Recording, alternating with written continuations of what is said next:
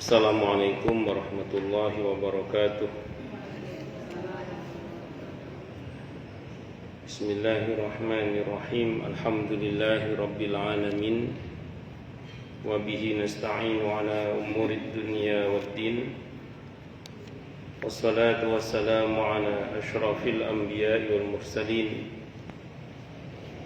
Sayyidina wa habibina wa syafi'ina wa qurrati a'yunina wa maulana Muhammadin wa ala alihi wa ashabihi wa dzurriyyatihi ajma'in, amma ba'd.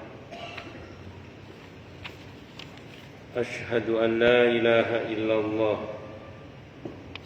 wa ashhadu anna Muhammadar Rasulullah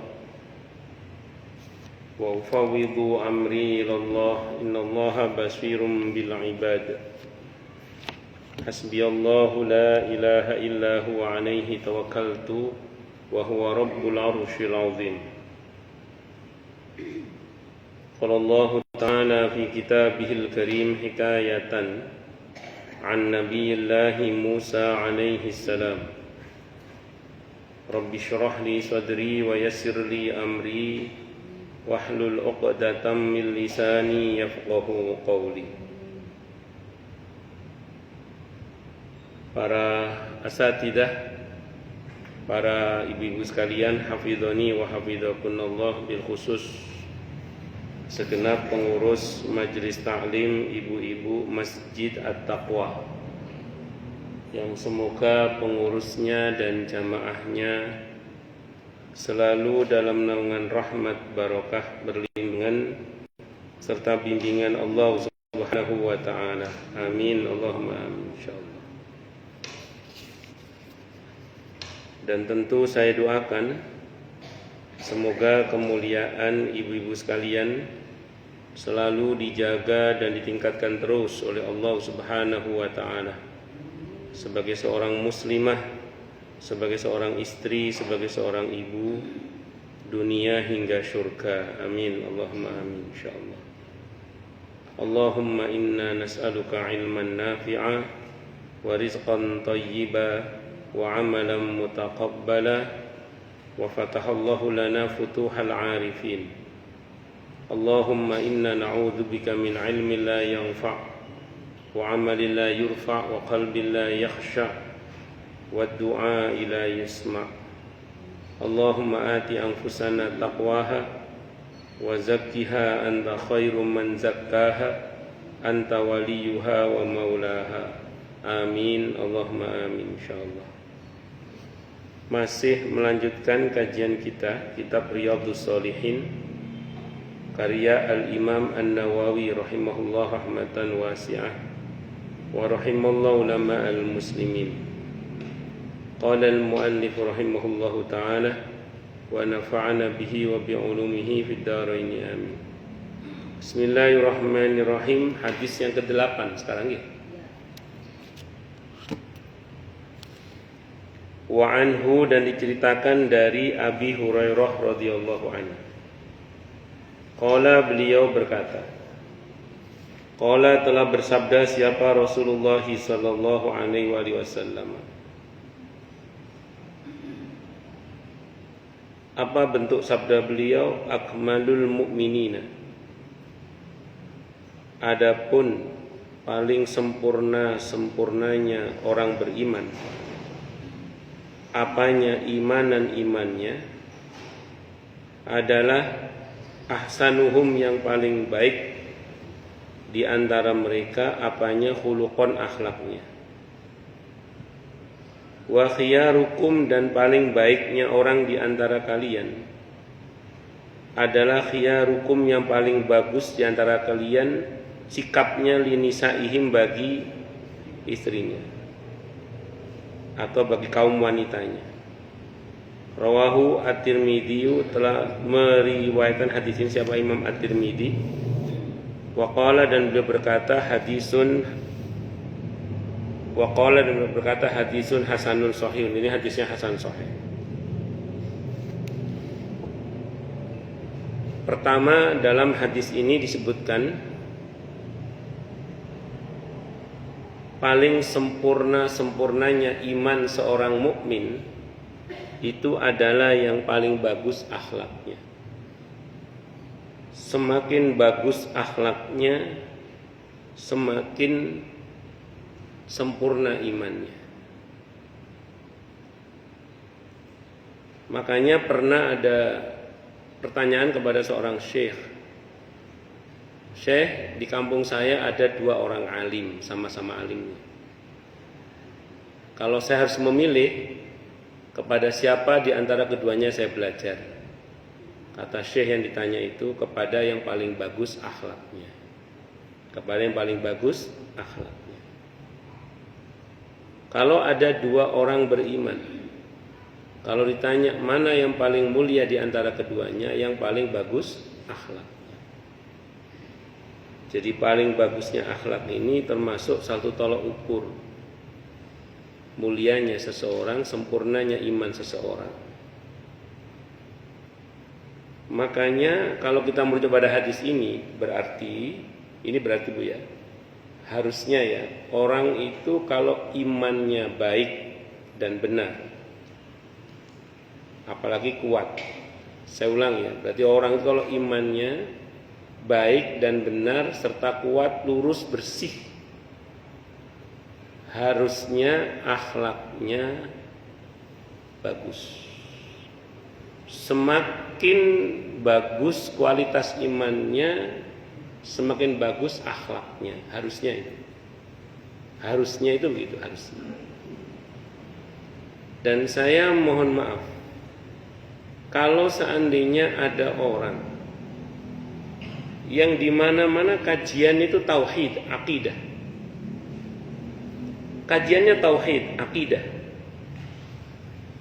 tapi kok lisannya tidak terjaga dari mencela saudaranya sesama muslim, lisannya tidak terjaga dari merendahkan saudaranya sesama muslim, lisannya tidak terjaga dari menyakiti hati saudaranya sesama muslim, tatapan matanya tidak terjaga dari merendahkan, dengan tatapan merendahkan kepada sesama muslim, sikapnya tidak aman bagi saudaranya sesama muslim. Walaupun dia di mana-mana ngaji tentang akidah, ngaji tentang tauhid, berarti ada yang salah dari apa yang dia pelajari. Karena saya ulang, harusnya kalau benar yang dia pelajari dan dia belajar dari orang yang benar juga, buah dari iman yang sempurna itu adalah akhlak yang bagus, akhlak yang mulia, akhlak yang karimah. Itu harusnya.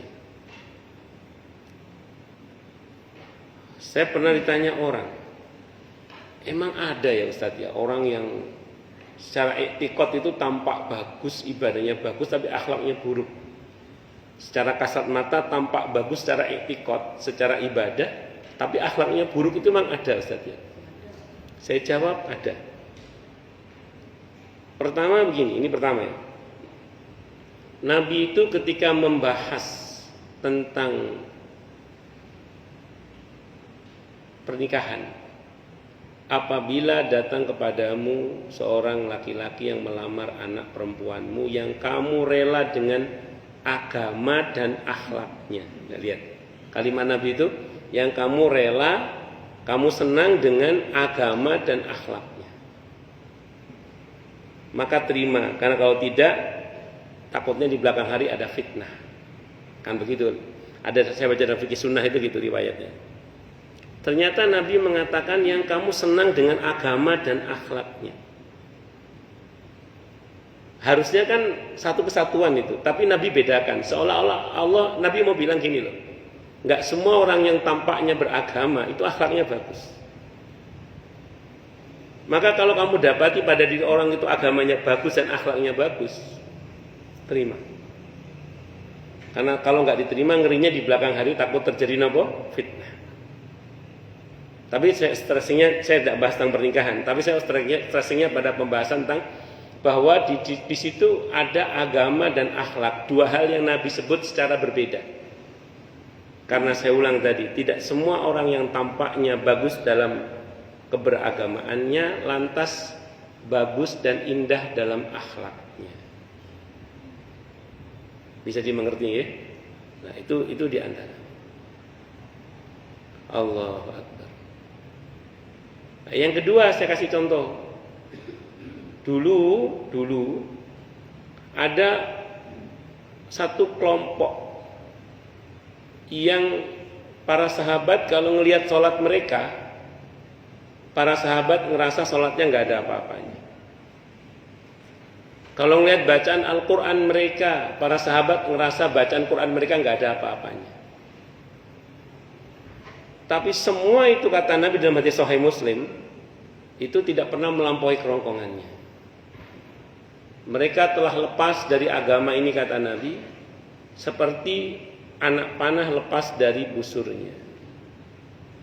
Kelompok itu belakangan disebut dengan Khawarij. Embrionya di hadis Sahih Muslim namanya Dzul Khuwaisir namanya orangnya. Orang-orang Khawarij itu banyak yang ahli sholat malam, ahli puasa di siang harinya, banyak yang hafal Al-Quran. Tapi kata Ibnu Abbas dalam riwayat An-Nasa'i, beliau menceritakan pertemuannya dengan orang-orang Khawarij itu. Apa kata beliau? Ini mafhum riwayat ya, kurang lebih gini bunyinya. Aku melihat tampak di wajah mereka kelelahan karena banyak beribadah kepada Allah.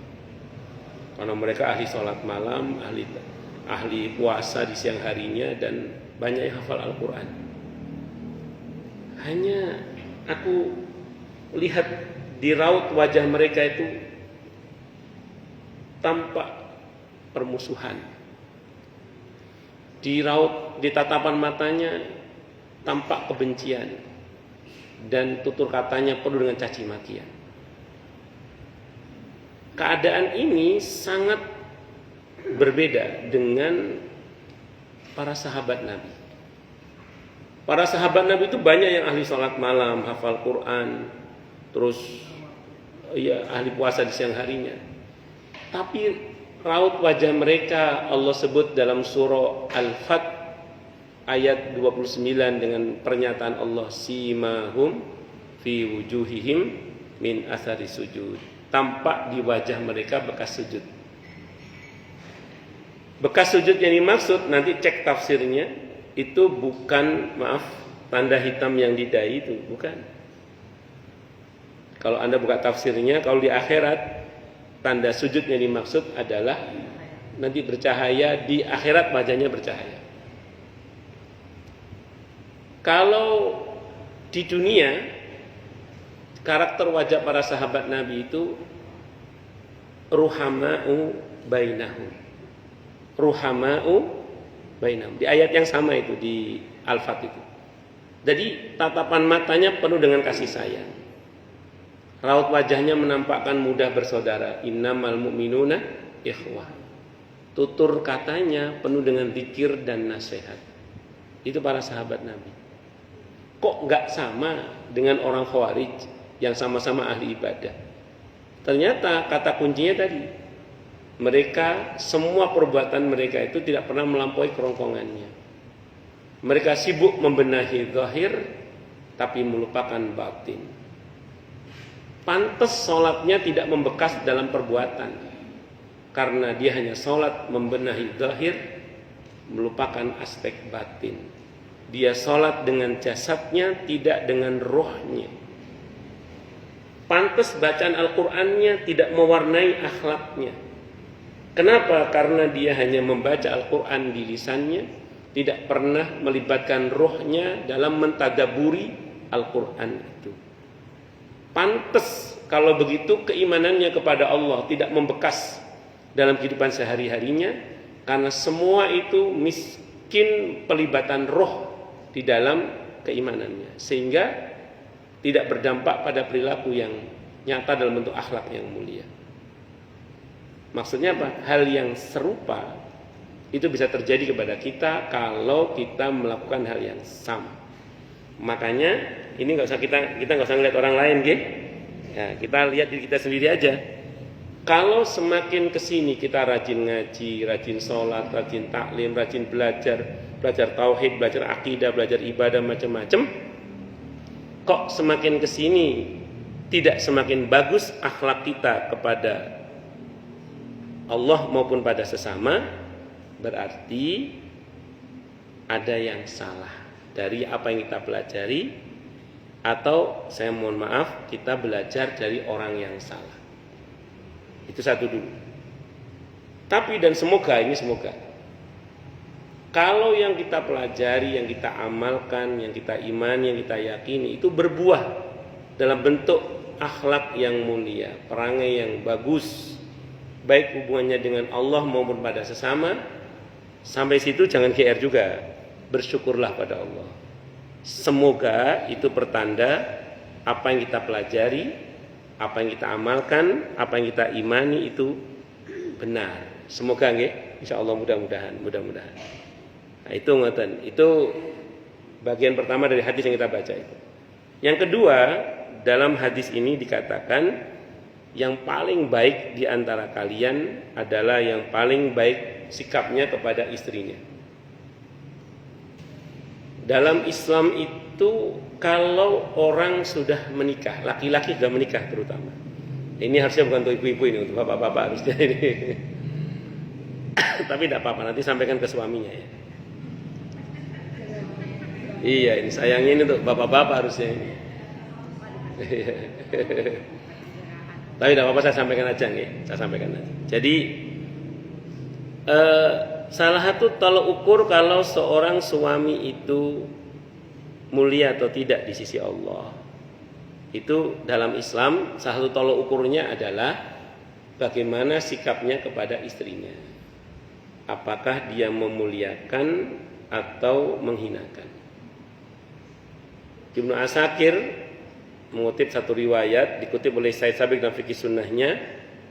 Apa kata beliau? Ma akraman nisa illa karim wa ma ahanahunna illa laim. Tidaklah memuliakan seorang wanita kecuali laki-laki yang mulia, dan tidaklah menghinakan seorang wanita kecuali laki-laki yang hina. Riwayat ini maknanya sahih karena bersesuaian dengan hadis sahih At-Tirmidzi. Nabi bersabda, khairukum li ahlikum wa ana khairukum li ahli.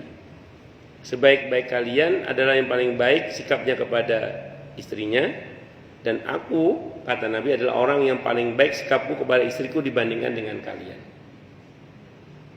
Makanya kalau ingin tahu apakah seorang suami itu mulia atau hina di sisi Allah, salah satu tolak ukurnya adalah bagaimana sikapnya kepada istrinya. Apakah memuliakan atau menghinakan.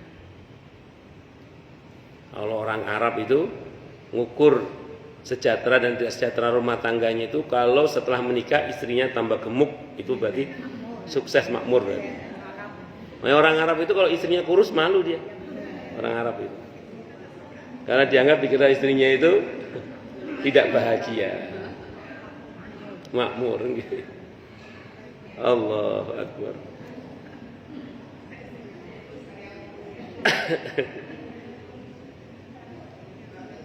Ngaton mawon. Jadi intinya itu aja.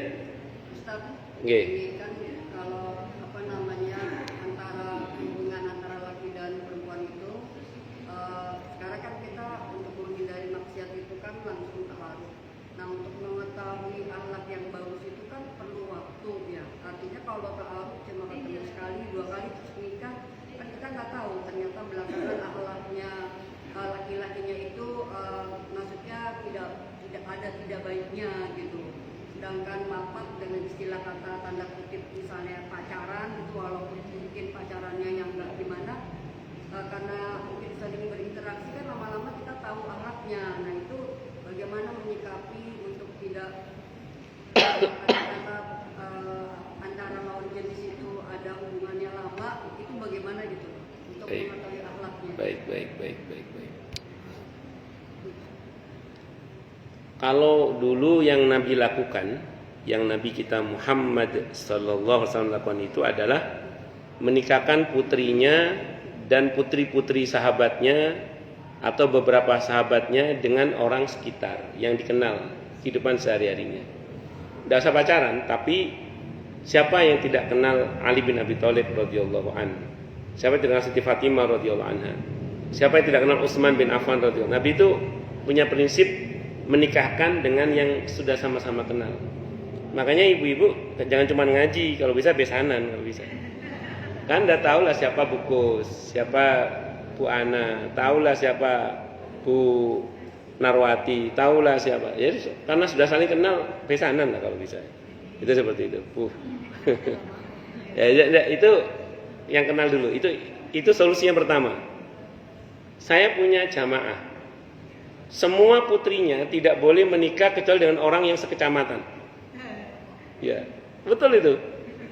Alasannya karena supaya kenal keluarganya, bagaimana latar belakangnya. Satu yang tidak sekecamatan. Jadi ada satu anaknya yang tidak sekecamatan nikahnya. Dan ini yang paling tragis rumah tangganya. Karena jauh, paling jauh. Karena nggak terkontrol itu. Bukan berarti terjeget itu pasti benar, tapi maksud saya itu paling nggak kan ngerti bebet, bobot, apa malah Bu? Iya, bibit, bobot. Iya, bebet, bobot, bobot lah lali nggih meniku lah. Nah, itu satu dulu ya. Jadi dulu yang Nabi lakukan itu menikahkan para sahabatnya dengan sesama sahabat yang sama-sama kenal notabene. Jadi saya hampir jarang, kalau Anda baca dalam sirah, hampir tidak ada sahabat yang nikah dengan jauh-jauh itu, rata-rata dengan sesama mereka, para sahabat Nabi itu. Termasuk Nabi dan para sahabatnya rata-rata begitu. Ya, kecuali ada kejadian tertentu itu beda bab, tapi secara umum begitu. Itu satu dulu. Kemudian atau kalaupun jauh tapi karena sudah tahu kualitas keluarganya maka tidak ada masalah. Itu satu dulu. Kemudian yang kedua, proses gini. Maaf ya kalau kita nitip barang saja. Itu cari penitipan yang terpercaya, ya aman. Jadi masa nitip anak perempuan hanya bermodal ta'aruf yang sebentar. Saya tidak mengarah kepada pacaran, tapi begini, saya mungkin pernah cerita di sini ya. Tentang Syekh Utsaimin rahimahullah ketika Syekh Khalid yang sekarang jadi mufti di Tanah Haram menggantikan Syekh Utsaimin rahimahullah. Beliau itu ketika masih mahasiswa pernah sowan ke Syekh Utsaimin rahimahullah dan mengatakan, "Syekh, Anda punya putri enggak?" "Punya," kata beliau. "Boleh enggak Syekh saya lamar putri Syekh?" Kata Syekh itu, "Saya minta waktu sebulan ya," kata Syekh. "Saya minta waktu sebulan." Begitu sebulan, Syekh telepon ke asrama mahasiswa. Satu belum musimnya HP ya. Telepon. "Ada Khalid?" "Enggak ada Syekh." "Ada apa Syekh?" "Nanti bilang sama Khalid, suruh bawa orang tuanya ngelamar anak saya." Akhirnya disampaikanlah kepada Syekh Khalid itu. Begitu diterima lamarannya kan, dinyatakan suruh ngelamar itu, beliau nanya ke Syekh Utsaimin rahimahullah, "Syekh, kenapa kok nunggu sebulan? Ada apa? Ada hikmah apa di balik itu?" Kata beliau, "Selama sebulan itu saya pantau kamu. Saya tanya ke orang-orang dekat kamu, bagaimana akhlaknya ini? Dengan Allahnya bagaimana, dengan sesamanya bagaimana, di pekerjaannya bagaimana, amanah enggak masalah harta." Boleh begitu Ustaz. Kan berarti memata-matai dalam Islam kalau untuk tujuan seperti itu boleh. Ya, mencari tajasus untuk mencari tahu seseorang baik dan buruknya lengkap untuk jadikan calon suami, calon istri atau calon mantu dalam fikih Islam boleh. Nah, itu namanya ada kemaslahatan yang lebih besar yang dituju namanya.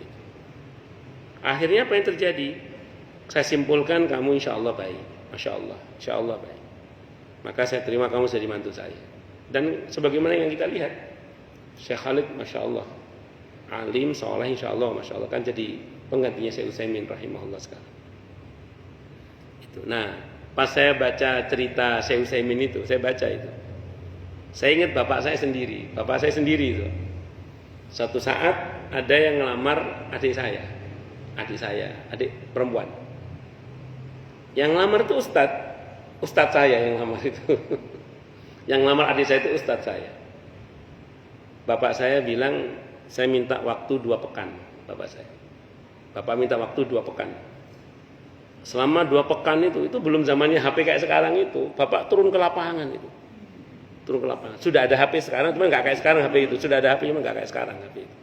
Masih zaman dulu ya, belum zamannya WA, masih apa, BlackBerry apa. Masih zaman itulah. Itu belum, malah belum BlackBerry kali. Pokoknya masih aneh. Iya, masih SMS. Belum WA masih. Itu bapak saya itu turun ke lapangan. Selama 2 pekan itu turun ke lapangan. Ya nggak berurutan teman, acak aja. Termasuk nanya ke tetangga-tetangganya bagaimana kesehariannya. Nanya ke tempat-tempat di mana beliau bekerja itu bagaimana kesehariannya. Disimpulkan diterima. Alhamdulillah, masya Allah, alhamdulillah, masya Allah. Itu adik saya itu nggak salah pilih suami lah, masya Allah, masya Allah. Ya penyayang, ya sabar, ya alim, ya orang yang hubungan dengan Allah baik, dengan mertua ya baik, dengan ipar-ipar ya baik, masya Allah. Iya, nggak salah pilih itu, masya Allah. Itu adik saya itu. Alhamdulillah, masya Allah lah, nggak salah pilih suami dengan izin Allah, dengan izin Allah. Yaitu karena ya tadi bapak saya minta waktu 2 pekan. Bapak saya minta waktu 2 pekan. Jadi jangan terkecoh dengan label Ustadz, Gus, Kiai. Tetap harus. Yang banyak harus mencari tahu berarti justru orang tua perempuan. Iya, orang tua perempuan. Betul. Kalau yang lamar itu kan sebetulnya laki-laki ya. Betul. Ibu tadi aku rasanya gini, izin lah kok anak perempuan, mama kok kayak nawar-nawarin anak perempuan kayak enggak gimana gitu loh. Lah, beda anak sekarang, jadi pikirannya gitu. Padahal kan kita kenalin nama yang misalnya tahu gitu. Iya. Ya pokoknya prinsipnya satu aja sih, jangan sampai gampang menyerahkan anak perempuan kepada laki-laki yang belum teruji, itu aja. Itu sih yang saya pahami itu gitu. Ya. Wallahu a'lam bishawab. Ngoten nggih? Ya, jadi intinya itu, spiritnya itu. Ya, ini semua kita belajar nggih. Yang saya ngomong juga masih belajar. Kita semua belajar. Kita semua belajar. Yang penting semoga kita ini semakin kesini semakin bagus akhlak kita, baik kepada Allah maupun pada sesama kita. Amin Allahumma amin insyaallah. Mudah-mudahan. Wa an Aisyata, dan diceritakan dari Siti Aisyah radhiyallahu anha. Qalat, beliau berkata, Sami itu aku mendengar Rasulullah sallallahu alaihi wasallam. Kalau ada jamaah saya orang mana? Orang Jatiasih. Itu kalau ada yang mau ngelamar putrinya diuji dulu. Diajak safar. Diajak safar. Kan orang kalau safar kan ketahuan sifat aslinya. Iya. Terus diuji sifat amanahnya terkait dengan harta. Diuji. Tidak tahu bagaimana mekanisme ujiannya itu, saya nggak paham juga ya. Sampai akhirnya disimpulkan layak, yes, dia diterima. Alhamdulillah, kayaknya nggak salah pilih juga ya. Alhamdulillah, masya Allah. Yang penting berusaha. Allah Akbar. Semoga Allah anugerahkan untuk anak cucu kita pasangan-pasangan yang solih solihah, yang qurratu ayun ya. Amin Allahumma amin insyaallah. Tapi kalau secara umum ya, kalau kita merujuk pada Nabi Syuaib ketika memilih Nabi Musa sebagai menantu itu kriterianya 2. Qawiyun amin. Qawi itu kuat. Amin bisa dipercaya. Amanah. Jadi usahakan cari suami yang untuk anak perempuan kita itu pertama qawiyun kuat, aminun bisa dipercaya. Artinya baik itu. Karena kenapa harus qawi itu? Karena ada model suami itu yang tidak berdaya di hadapan keluarganya sehingga tidak punya kemampuan melindungi istrinya ketika istrinya dizalimi oleh sebagian anggota keluarganya. Contoh kasus. Jadi ada seorang ustazah, saya nggak sebut namanya, di daerah Jember sana sih. Itu dilamar oleh seorang mu'alaf dari Kalimantan. Nah, dia itu memang pengen tinggal jauh dari orang tuanya, dari Jember dia pengen tinggal Kalimantan. Cuman celakanya sang suami ini tidak dominan, jadi dia tidak punya kekuatan melindungi istrinya. Ketika dia kembali ke rumahnya suaminya di Kalimantan, kan keluarganya banyak yang masih belum masuk Islam. Salah satunya tantenya itu, dia nggak suka kalau punya mantu yang masih pakai jilbab, yang karena dia ustadzah. Direcokin lah, diganggu nih ustadzah ini sama keluarganya yang masih kafir itu. Nah, celakanya si suami ini tidak berdaya melindungi. Karena rupanya selama ini yang menafkahi suaminya itu tantenya ini. Dia nggak punya power ya. Nah, si istri karena merasa tidak dapat perlindungan dari suaminya, sementara ini berkaitan dengan kehormatan dan agamanya. Akhirnya terpaksa khuluk, cerai gugat akhirnya. Karena suaminya tidak bisa melindunginya. Jadi nggak bisa pasang badan. Nah, itu hampir kejadian juga pada jamaah saya yang sama kejadiannya, keluarga itu keluarga mu'alaf. Cuman nampaknya si laki-laki ini nggak punya power. Saya ceritakan kan, karena beliau konsultasi ke saya bilang kalau memang dia baik sih nggak ada masalah. Cuman kan baik saja nggak cukup, Bu. Dia harus kuat. Dia bisa melindungi istrinya. Dia punya power nggak untuk melindungi putri ibu kalau sewaktu-waktu ada masalah dengan orang tuanya, bla bla. Ternyata belakangan terbukti tidak bisa. Akhirnya nggak jadi, dibatalkan tunangannya.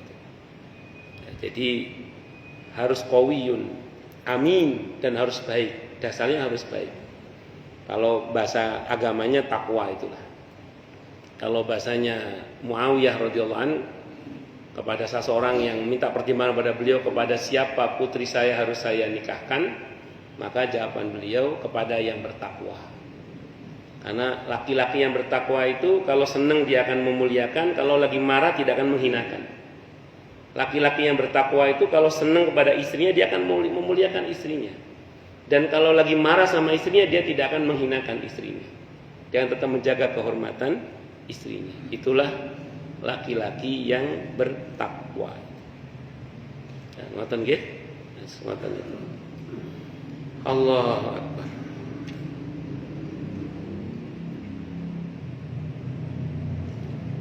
Wa an Aisyah, dan ada satu lagi, ada kiai. Ini menarik ini. Ada seorang kiai. Kiai itu ngasih nasihat ke para santrinya itu. Pokoknya dia anak wedok, kalau punya anak perempuan dan ada yang lamar, dan yang lamar beberapa kata beliau, pilih yang dermawan. Pilih yang dermawan.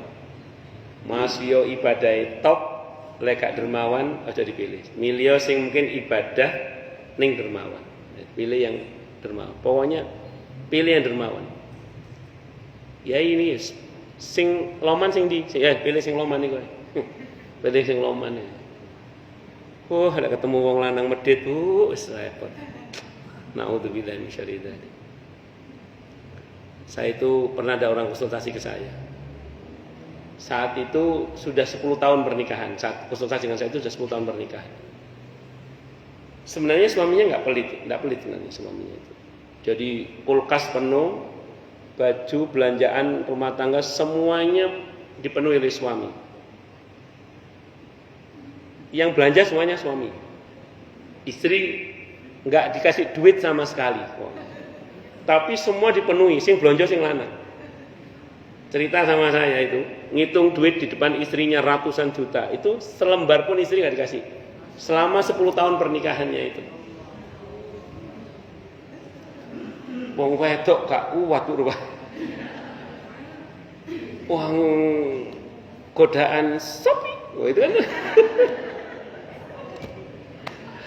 Gak kuat. Akhirnya saat itu minta pertimbangan ke saya. Saya udah nggak tahan Ustaz, saya mau gugat cerai boleh nggak? Gitu.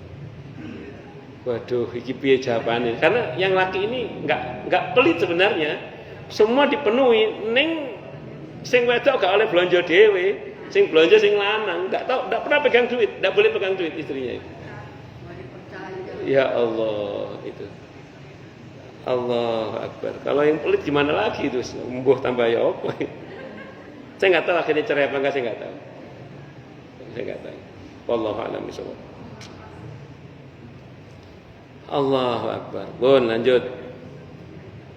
Wa an Aisyah, dan cerita dari Siti Aisyah radhiyallahu anha.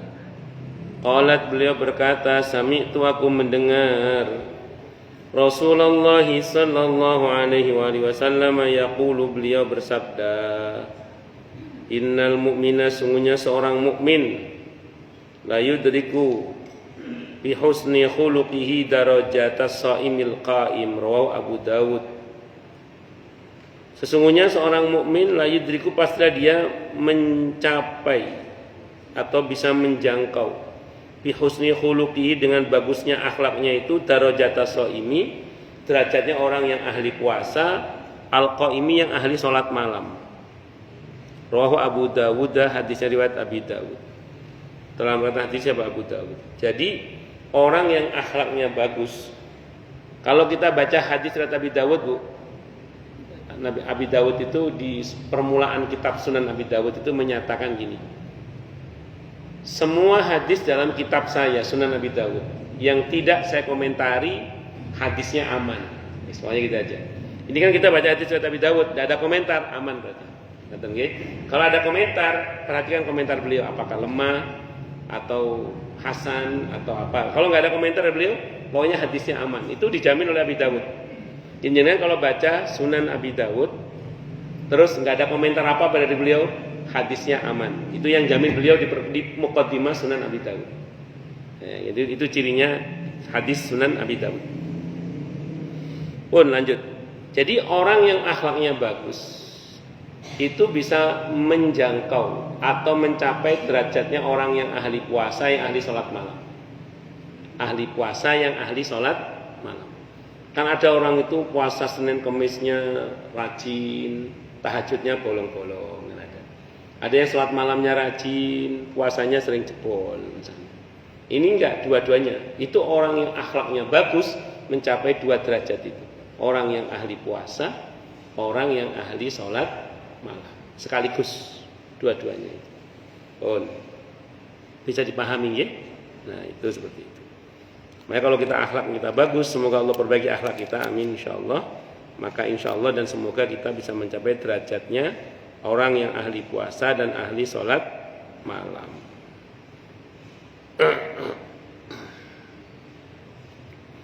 Wa an Abi Umamah Al-Bahili radhiyallahu anhu, cerita dari Abu Umamah Al-Bahili radhiyallahu anhu, qala, beliau berkata, qala, telah bersabda siapa Rasulullah sallallahu alaihi wasallam, ana za'imun bi baitin fi rabadil jannati liman tarakal miro'ah.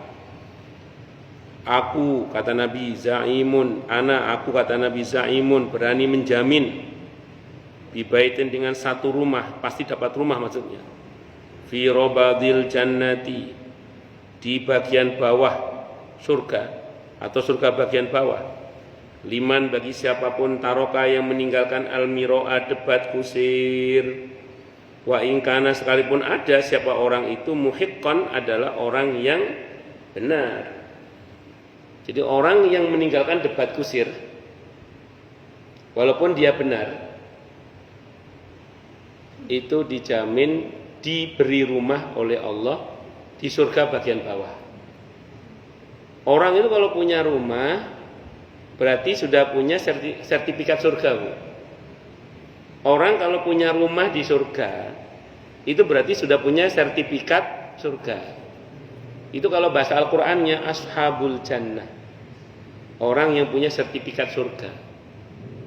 Dengan kata lain, insya Allah dan semoga kita termasuk yang ashabul jannah itu. Amin insya Allah. Gak usah mampir ke neraka gitu maksudnya, insya Allah. Miro itu apa, Bu? Debat kusir, debat yang menang-menangan, bukan debat yang argumentatif. Kalau debat yang argumentatif namanya jidal billati hiya ahsan, berdebat dengan cara yang paling baik. Kalau ini boleh, bahkan dianjurkan untuk mempertahankan sebuah kebenaran, tapi dengan debat yang argumentatif. Ini pendapat saya, ini hujah saya, hujah Anda apa, kita diskusikan, bahwa tidak sepakat ya sudah. Itu debat yang argumentatif. Kalau itu tidak apa-apa, bahkan dianjurkan. Bahkan semua para nabi punya kemampuan berdebat. Semua para nabi punya kemampuan berdebat. Tapi yang debat yang argumentatif. Jidal billati hiya ahsan. Tapi kalau mira, para nabi, para ulama nggak bisa. Karena nggak biasa ayal-ayalan. Makanya kata Imam Syafi'i apa? Saya tidak pernah kalah debat dengan orang alim, kata beliau. Saya, kata Imam Syafi'i, tidak pernah kalah debat dengan orang alim. Tapi saya tidak pernah menang debat melawan orang bodoh. Kata Imam Syafi'i itu gitu. Jadi saya tidak pernah kalah debat dengan orang yang berilmu, tapi saya tidak pernah menang debat melawan orang bodoh. Mergo orang bodoh itu pokoknya. Kalah dalil gelut. Ya itu mirok namanya. Jangan begitu. Satu dulu. Sebenarnya contoh mirok yang sederhana ya ayal-ayalan sama istri atau sama suami. Enggak pokoknya ngomong. Kita sebenarnya bisa menahan, enggak usah ngomong gitu bisa. Tapi kadang enggak puas, menyudutkan suami itu enggak puas. Enggak menyudutkan istri enggak puas. Itu kan mirok juga itu sebenarnya. Jadi kalau kita bisa menghindari mirok itu, ya insya Allah lah dapat ini. Jadi yang betul gimana Ustadz? Ya menahan diri aja. Karena rebutan salah pun juga nggak benar. Kan ada orang bilang, ojo rebutan bener, neng rebutan salah. Enggak, rebutan salah pun juga bisa salah. Kalau rebutan bener kan, aku sebenernya sama yang salah dek. Aku masih bener. Akhirnya suami istri berantem kan, karena merasa masing-masing bener. Kata orang tua dulu, ojo rebutan bener, rebutan salah.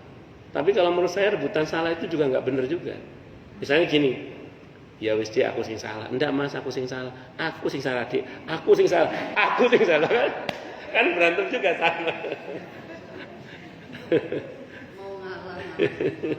Sing bener ya sabar ya. Allahu Akbar. Iya wis ini. Wabi baitin, dan aku jamin mendapatkan rumah fi wasatil jannah, di bagian tengahnya surga. Liman tarokal kadhiba, bagi siapapun yang meninggalkan bohong. Wa in kana mazihan, sekalipun dia sedang bergurau. Orang yang jujur oleh Nabi, orang yang meninggalkan sikap, orang yang meninggalkan bohong walaupun dalam keadaan bercanda, apalagi serius ya. Itu dijamin dibangunkan rumah di tengah surga. Orang yang jujur. Monggo dipilih jujur. Kemudian yang ketiga, wabi baitin, dan aku jamin dengan dibangunkan satu rumah fi a'lal jannati, di surga yang paling tinggi, liman hassana khuluquhu, bagi siapapun yang berusaha memperbaiki akhlaknya. Bagi siapapun yang mau memperbaiki akhlaknya. Hadisun sahihun, hadis sahih. Rawahu Abu Dawud, hadis riwayat Abi Dawud, isnadin sahihin, dengan sanad yang sahih. Jadi hadis ini menunjukkan bahwa kalau ada orang yang mau berusaha maksudnya memperbaiki akhlaknya baik kepada Allah maupun pada sesama, dijamin akan mendapatkan surga yang paling tinggi, yang paling atas. Ini diantara keutamaan akhlak. Nggih monggo Bu. Jadi akhlak itu bisa dirubah Ustaz ya? Oh nggih, bisa. Emang saya dari sananya begini. Bagus. Saya mau terangkan gini. Saya mau tanya ke ibu-ibu. Para sahabat Nabi itu karakternya beda-beda apa sama? Beda-beda. Yang sawab bawar itu ada nggak? Ada. Abu Ubaidah bin Jarrah itu sawab buar orangnya.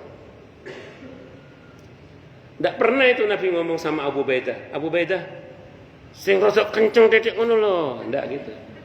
Nggak gitu Nabi itu. Ya sabar, biarin aja sabar, bagian sabar, kalem-kalem. Sayyidina Umar radhiyallahu anhu, Khalid bin Walid radhiyallahu anhu. Jangan tanya itu. Bulldozer itu dua-duanya itu. Bulldozer keras. Dan saya belum pernah baca satu pun hadis Nabi yang kepada Sayyidina Umar, mbok cok ngamuan ngono po. Sing sabar Umar, itu saya belum pernah baca. Nabi bilang Khalid sing sabar, belum pernah baca. Nabi membiarkan karakter sahabatnya itu dengan karakter apa adanya. Hanya Nabi satu memasukkan ilmu, memasukkan iman di dalamnya, dan memasukkan akhlak yang mulia di dalamnya. Sehingga sabarnya sabar yang benar, bukan seperti sabarnya keledai yang dua apa-apa no gak ono ngamuke. Kalau kata Imam Syafi'i, wong dua apa-apa no gak ngamuk itu keledai. Abu Ubaidah bin Jarrah itu walaupun sabar tapi panglima perang itu beliau. Panglima perang saat perang Yarmuk yang menaklukkan Al-Quds bumi Syam saat itu, merebut kembali Masjidil Aqsa, itu panglimanya yang sewabar itu justru bukan Khalid bin Walid radhiyallahu anhu. Terus kemudian Khalid bin Walid radhiyallahu anhu walaupun keras, tapi kerasnya dibingkai dengan ilmu, dengan akidah yang benar, dengan akhlak yang benar, sehingga ngamuknya itu benar gitu loh. Ngamuknya itu benar. Pun ngeten mawon pun ngeten. Jenengan pernah enggak berhadapan dengan seseorang yang ketika dia marah Anda tenang karena Anda tahu orang ini orang baik. Orangnya adil, orangnya jujur, marahnya terukur. Sehingga ketika dia marah, jenengan ya tetap ada ono kumrungsungi tapi tetap tenang. Kenapa? Karena semarah-marahnya beliau pasti tetap adil marahnya. Tapi ada enggak orang yang zalim? Jangankan marahnya, tidak marah pun kita takut sama dia. Karena kezalimannya. Contoh gini, ini contoh. Pernah ada seorang kiai itu karena ulah keponakannya yang seorang Gus itu, beliau marah luar biasa. Dipanggil semua pengurus pesantren, sang kiai itu marah luar biasa. Itu sebagian pengurus hampir ada yang mau pingsan, mau terkencing-kencing, saking dahsyatnya marahnya sang kiai, ketakutan. Tapi sang keponakannya dimarah itu malah tenang-tenang saja. Beliau cerita, saya sengaja tenang, saya tahu paman saya kok. Saya tahu Pak Lek saya. Pak Lek saya ini kiai yang saya tahu beliau itu penyayang orangnya. Orangnya baik dan orangnya adil. Tidak mungkin beliau zalim dalam kemarahannya. Maka saya tenang-tenang aja. Dalam hati itu tenang. Dan betul begitu beliau selesai marah, dibuka selambu rumahnya, mangan. Jadi artinya apa? Cepat selesai. Kenapa? Karena memang bukan orang yang zalim. Makanya Sayyidina Umar radhiyallahu anhu itu orang yang baik, setelah beliau tenang-tenang saja. Kalau orang zalim jangan coba-coba. Karena semua tahu marahnya Umar itu bukan marah yang zalim, tapi marah kalau ada kezaliman. Itu seperti itu. Bisa dimengerti nggih? Itu seperti itu. Makanya Sayyidina Umar radhiyallahu anhu itu di tengah-tengah rakyatnya dia dicintai walaupun galak kayak gitu itu. Tapi galaknya itu ngerti, itu untuk menghadapi kezaliman dan melindungi yang lemah. Nah, makanya karakter dasar dari seseorang itu kalau dibingkai dengan akhlak, dengan ilmu dan iman yang benar, itu jadinya tetap indah. Makanya nun sewu nggih, anak-anak kita kan pasti punya karakter yang berbeda-beda. Itu enggak harus dipaksakan sama. Yang penting bingkai dengan akhlak misalnya. Kalau nun sewu, ini contoh nggih, contoh. Saya pernah diundang oleh seorang ibu-ibu di daerah Jati Asih. Ibu ini anaknya seorang dokter. Kalau marah, medeni. Jadi dokter tapi pemarah. Kebayang bagaimana pasiennya itu. Saya diundang ke situ, coba bayangkan. Suruh nasihati sang dokter ini, yang perempuan. Saya datang ke rumahnya, terus saya duduk sama ibunya sama anak yang dokter itu. Saya bilang gini sama ibunya. Bisa marah itu enggak semua orang bisa, Bu, saya bilang itu. Bisa marah itu tidak semua orang bisa, saya bilang. Jadi anak ibu bisa marah ini anugerah, saya bilang gitu. Saya bilang gitu. Dia kan tidak semua orang bisa marah. Anaknya tuh nyeletuk. Iya, itu kayak mama enggak bisa marah. Kayak mamanya enggak bisa, ibunya sewabar, kayak mama enggak bisa marah. Ya, tapi kalau marahnya banting gelas juga bermasalah, saya bilang gitu. Jadi kalau marah banting gelas itu juga bermasalah. Terus gimana Ustaz? Gini Dik, kan jenengan kan berani, marah itu berani, itu potensi. Gak semua orang bisa punya potensi kayak gitu. Cuman gunakan semua itu untuk membela yang benar, meluruskan yang gak lurus. Terus dibingkai dengan akhlak. Jangan dipukul rata. Kalau kepada yang lebih tua bagaimana caranya? Kalau yang ada saya terangkan semuanya. Alhamdulillah sekarang kok insya Allah semoga ya membaik insya Allah mudah-mudahan. Ya, jadi ya paling enggak sudah nggak ada keluhan lagi lah paling enggak. Ya kayaknya sih marahnya tetap marah sih. Cuman paling enggak kan sudah diilmui gitu loh, diilmui. Sehingga tidak bikin gelisah keluarganya. Itu seperti itu. Jadi potensi itu. Nah, termasuk juga ketika ada jamaah saya anaknya di Pondok Kelapa itu. Masih SMP saat itu anaknya. Dia kritis berani sama guru-gurunya sampai gurunya itu jengah. Guru-gurunya itu jengah. Terus dipanggil orang tuanya manggil saya. Ustadz ini gimana anak saya ini katanya. Sama gurunya ditegur. Karena kalau ada hal yang gak benar dari gurunya dia langsung ngomong, speak up, langsung ngomong. Jadi dia itu anak yang lurus. Jadi kalau ada hal yang gak benar walaupun gurunya ditegur, negurnya ala anak-anak itu. Sampai gurunya jengah dan kewalahan itu. Terus saya bilang gini, Bu, berani bicara menegur yang salah, kritis. Itu tidak semua anak punya kemampuan. Anak ibu ini punya kelebihan itu yang tidak semua anak mampu. Terus gimana Ustaz? Tidak usah dihilangkan, ini biarkan anak ibu begitu, kritis, berani, cerdas. Terus pokoknya ngomong apa itu biarkan, saya bilang gitu. Tidak usah dihilangkan itu. Cuman sekarang tugas ibu adalah membingkai semua itu dengan akhlak. Agar bagaimana kemudian anak ibu ini lebih berakhlak. Jadi kalaupun ngomong, nah kalau ke guru, kalau salah jangan gitu ngomongnya, gini loh ngomongnya, diajari. Karena akhlak mesti diajarkan memang dan mesti diteladankan. Tidak bisa tidak itu. Makanya kan ada rumus gini Bu, kalau anak kita berbuat salah di masa kecil kita biarkan, itu sama dengan kita rela dia salah sampai hari tuanya. Ini berkaitan dengan kesalahan-kesalahan yang fatal yang patut diingatkan ya, kecuali yang itu memang lumrahnya anak kecil. Contoh di masa Nabi ketika Nabi makan bersama putranya Ummu Salamah radhiyallahu anha. Saat itu putranya kan makan pakai tangan kiri. Itu kan kesalahan. Nabi tetap tegur. Kul biyaminika, makan pakai tangan kananmu, Cung. Samillah, baca bismillah. Kul mimma yalika, makan dari arah dekat. Kan akhlak itu. Karena makan satu talam kalau dari tengah gini-gini kan gilani. Ini mangan ini bisa notong tambah gilani. Makanya Nabi ngajari. Anak kecil padahal itu. Kenapa? Karena kalau kita biarkan kesalahan itu sama dengan kita rela dia salah sampai hari tuanya. Maka kalau saya pesan ke istri saya itu gini, ini pesan saya ke istri saya. Semua anak-anak kita tolong pahami karakter dasarnya. Itu karakter dasar itu bahasa Arabnya tobi'i itu. Tobi'ah itu karakter dasar. Pahami itu. Nah, karena itu biasanya kebawa sampai hari tua itu. Karakter dasar itu biasanya terbawa sampai hari tua. Tidak usah dirubah, biarkan karakternya, tapi hiasi dengan ilmu, dengan iman, dengan akhlak. Sehingga kalaupun dia kerasnya itu dengan ilmu, dengan iman, dengan akhlak yang mulia. Kalaupun dia sabar, sabarnya dengan prinsip, karena ada ilmu, ada iman, ada akhlak yang mulia itu. Jadi nggak usah dipaksa dia harus yang agak keras dikit gitu loh, tidak usah gitu. Kalau memang dia sabar aja nggak apa-apa. Tapi kita ajari dia prinsip-prinsip. Jangan berkata iya kalau tidak ingin berkata, jangan berkata iya kalau ingin berkata tidak misalnya. Yang penting ada ajaran-ajaran gitu. Ya begini-begini kan orang karakter, enggak usah jauh-jauh orang lain. Wong sekandung aja bisa beda-beda karakternya.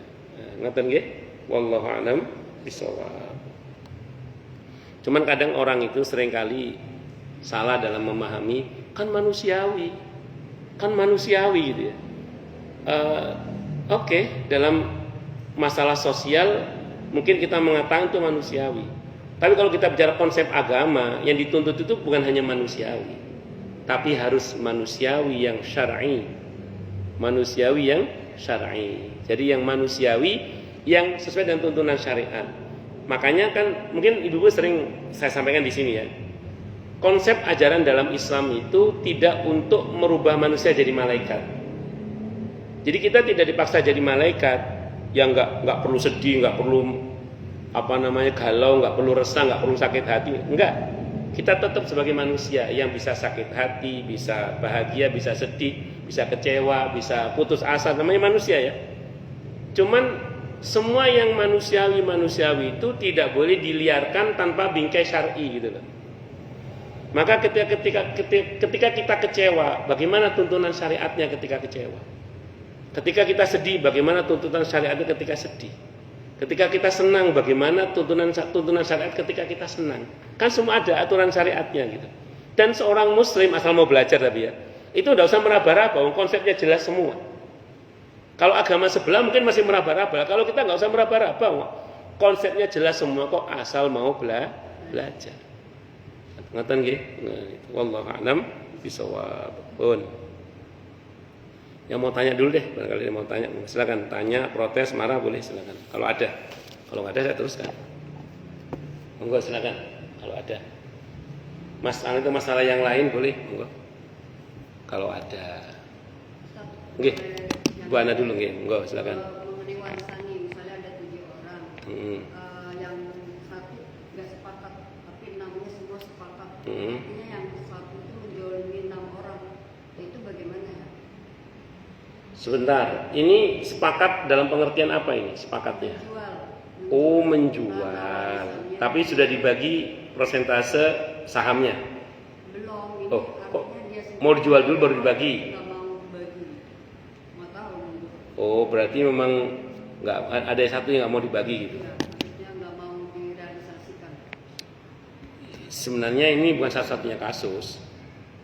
Banyak kasus yang begitu. Jadi ada tanah, ada perusahaan atau orang kaya yang mau beli, tinggal tanda tangan, ada satu yang nggak mau tanda tangan nggak jadi itu. Biasanya yang nggak mau itu yang paling kaya biasanya, atau yang merasa duitnya masih banyak. Karena merasa anaknya udah mandiri semua kan. Iya, itu kalau sengaja zalim nggak boleh, zalim. Karena itu menghalangi orang untuk mendapatkan haknya. Apalagi di antara saudaranya ada yang masih miskin. Kecuali kalau dia nggak setuju gara-gara misalnya harganya nggak realistis. Kan ada itu saudara yang ambisius untuk menjual tanahnya misalnya, sementara harganya nggak cocok, nggak sesuai. Nggak mau gitu aja. Nggak, misalnya kalau itu karena harganya rendah banget, ada yang nggak setuju itu beda bab kalau itu. Tapi kalau yang ini kan kasusnya sudah cocok, tapi ada yang satu tidak setuju dengan alasan karena merasa ya tadi itu. Maka yang menghalangi ini zalim menurut saya. Wallahu a'lam bishawab. Jadi nasihatin itu menjolimi 6 orang, kan banyak yang butuh, kan nggak boleh jolim. Emang Iya. mau nanti dihisap Allah. Jadi segala macam nasihat, tapi nggak mempan kayak batu. Ya, didoakan aja kalau gitu. Didoakan. Yes, didoakan segera masuk surga. Nggih, monggo. Nggih jenengan monggo. Nggih.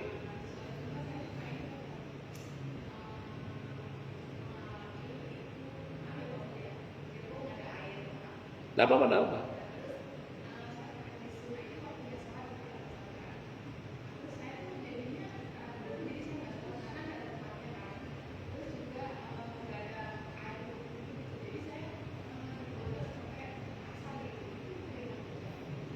Sebentar.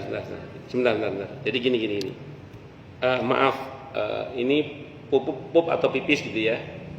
Maaf, kemudian nggak ada air untuk cebok, pakai tisu, istinjanya pakai tisu. Sampai situ udah ada masalah toh? Istinja itu kan nggak harus pakai air. Istinja itu bisa pakai tisu, bisa pakai batu, bisa pakai air, bisa pakai keduanya, tidak ada masalah. Cuman gini, saya terangkan fikihnya dulu Bu ya. Kalau istinja pakai tisu, maka yang bisa dibersihkan hanya, maaf ya, kalau misfi hanya di area misfi itu aja. Maaf, kalau ibu kencingnya dres terus maaf nyiprat ke area paha-paha, maka di area paha itu nggak bisa suci dengan tisu, dia tetap najis. Oke ya, itu dulu ya. Taruhlah ibu merasa, aduh ini najis aku ini. Arab sholat nggak cebok, iya was-was ini. Itu waktunya zuhur tadi itu ya, zuhur. Terus nanti ibu mau qadha di asar. Jangan qadha kalau gitu, wis jamaah aja. Bilang ya Allah, ini kotor sedanten ini ya Allah, saya nggak bisa cebok, nggak ada air juga, nanti muncrat ya Allah misalnya gitu ya. Saya tak nun sewu sholat zuhurnya nanti saya jamak dengan asar. Jangan di Qasar kalau di dalam kota, tapi jangan sering-sering. Ya, jadi kalau kata Imam Ahmad jangan sering-sering. Itu. Saya ngomong dalam madzhab Hambali ya, jangan sering-sering. Nah, karena kondisi seperti itu namanya. Satu dulu Bu ya, satu dulu. Atau gini Bu, kalau pakai madzhab Syafi'i gini, Ibu tetap sholat aja zuhur dalam kondisi najis tidak apa-apa, sholat aja sudah. Nah, kenapa? Tayamum bisa toh? Iya, sudah Ibu sholat aja. Nanti sampai di rumah Ibu sempurnakan, namanya i'adah, mengulang namanya. I'adah. Ustadz, kalau mengulang buat apa tadi sholat zuhur? Kata para ulama, kalau dalam perjalanan meninggal dunia dianggap tidak punya hutang sholat. Nah, itu satu. Walaupun sebenarnya kalau pakai ketetapan hukum yang paling ringan ini, kan Ibu dalam kondisi sulit, masyaqqat. Kalau dalam kondisi masyaqqat apa kaidahnya? Al-masyaqqatu tajlibut taisir. Kondisi yang sulit bisa menarik kepada kemudahan. Berarti ya Ibu dimaafkan kondisinya, tidak ada masalah. Jadi nggak perlu Ibu mengulang lagi juga nggak ada masalah. Cuman kalau menurut saya untuk amannya ya ada mengulang. Sholat saja apa adanya. Ibu pakai tayamum, nggak usah cebok, kupak najis nggak apa-apa. Terus nanti begitu sampai di rumah Ibu sempurnakan dengan i'adah, mengulang. Silakan dipilih mau menjamak karena itu masih pasangan. Karena kalau di fikih itu gini Bu, waktu asar itu adalah waktu zuhur yang diakhirkan. Waktu zuhur adalah waktu asar yang diawalkan. Itu pasangannya itu dua itu. Itu kalau mau pakai pendekatan Imam Madzhab Hambali boleh, tapi jangan sering-sering kalau dalam kota. Kalau di luar perjalanan malah bagus itu untuk kita ambil rukhsah kan, bisa jamak qasar malahan. Nah, sementara kalau dalam pilihan dalam madzhab Syafi'i yang saya pahami, Ibu tetap sholat apa adanya, nanti begitu sampai di rumah bisa sempurna diulang i'adah.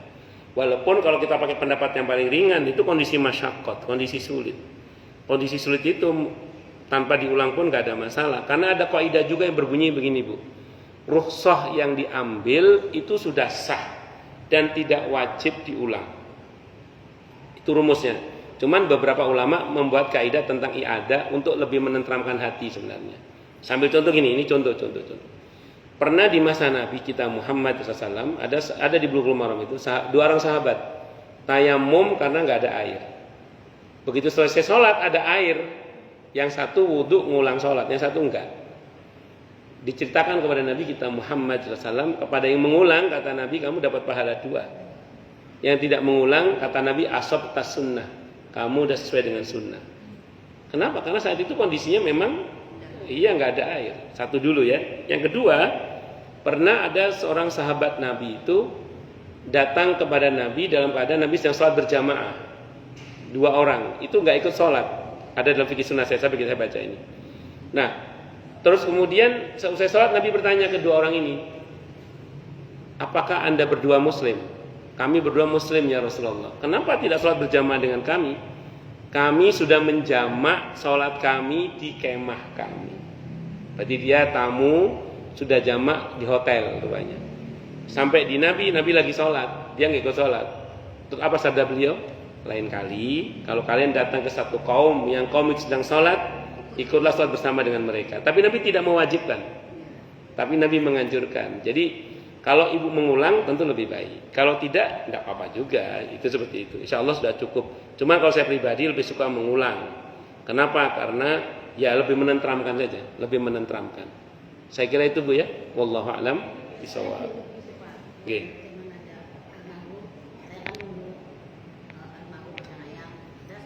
Almarhum ayah yang. Oh, suami. Iya.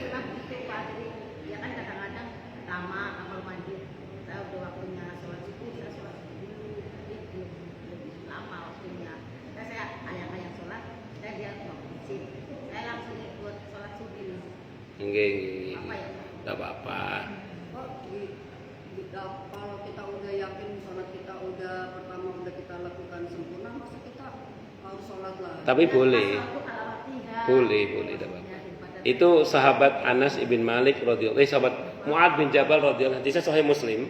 Selesai berjamaah dengan Nabi itu, beliau dimintai tolong oleh satu kaum untuk jadi imam. Ya, beliau ngulang sholat lagi, tidak ada masalah.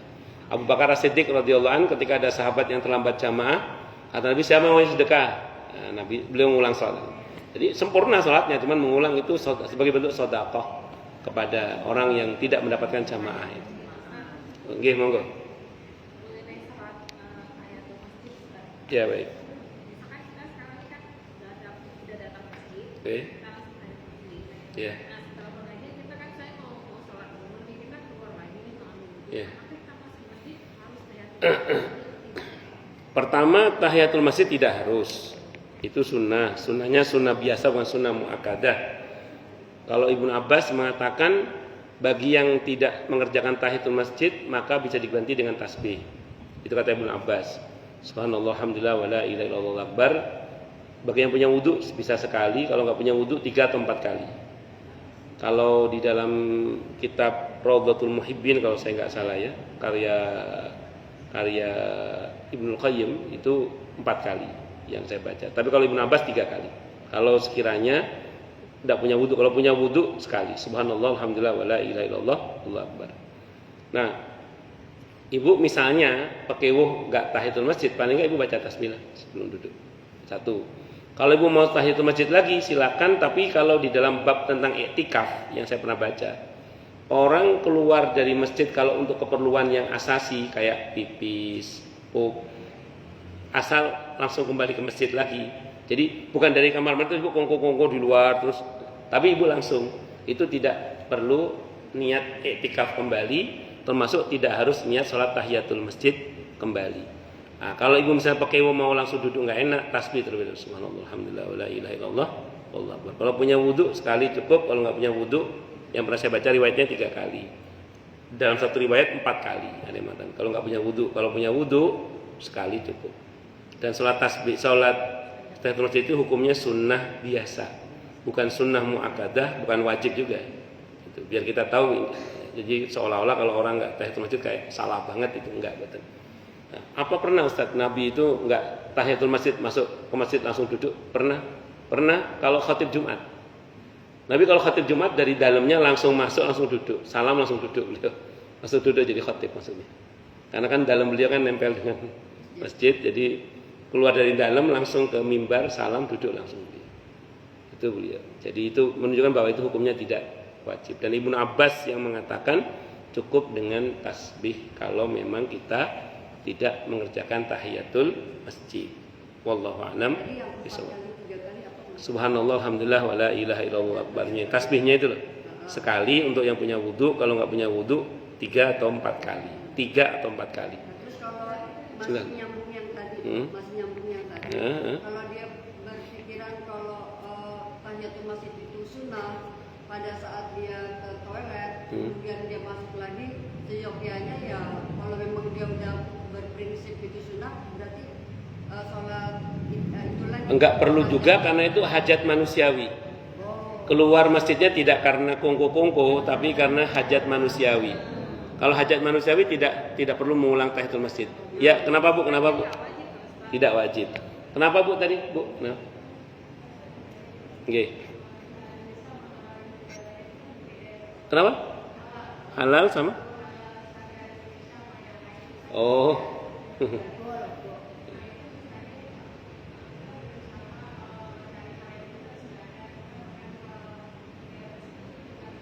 Oke.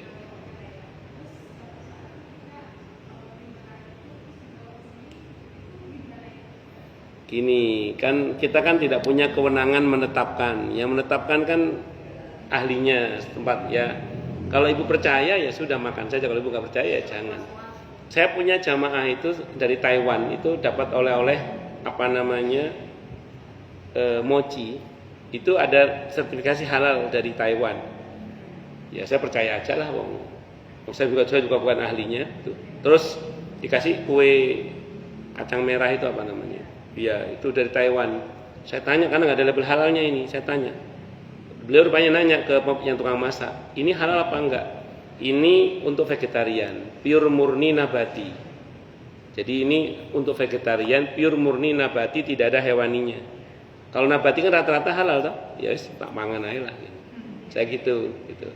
Pernah dikasih daging juga oleh mereka. Saya baca dagingnya itu ternyata di pabrik yang sama itu ada babi juga. Itu enggak saya makan itu. Saya kasih kucing. Ya kamu saya kan ragu saya. Iya, dan daging itu kan, dagingnya sembelihan soalnya. Tunggu dulu, saya nggak berani saya. Itu kalau yang vegetarian tanaman kan non hewani, oke lah. Itu. Saya kira ngeten nggih, Bu nggih. Oh, jenengan dari jalan-jalan ke luar negeri ceritanya. Oh, pantas kok pup atau pipis nggak ada cebok, nggak ada airnya. Walah, dari luar negeri toh. Batinku mall ndi sing ngono banyune iki. Cukup dulu nggih. Kita tutup. Ada lagi monggo. Satu lagi monggo.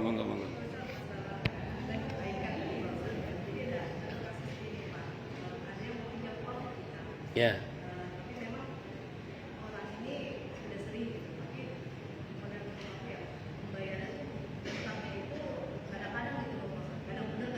Iya. Ya,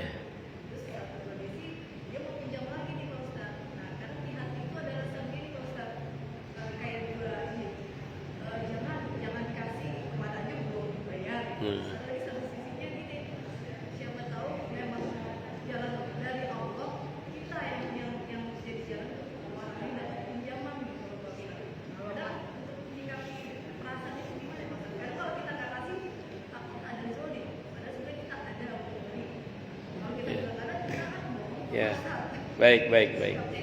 Bagus. Di dalam Islam itu menghutangi itu tidak selalu berpahala ya. Saya ulang ya, di dalam Islam menghutangi itu tidak selalu berpahala. Saya ngomong fikih. Fikih ini realistis kalau fikih ini.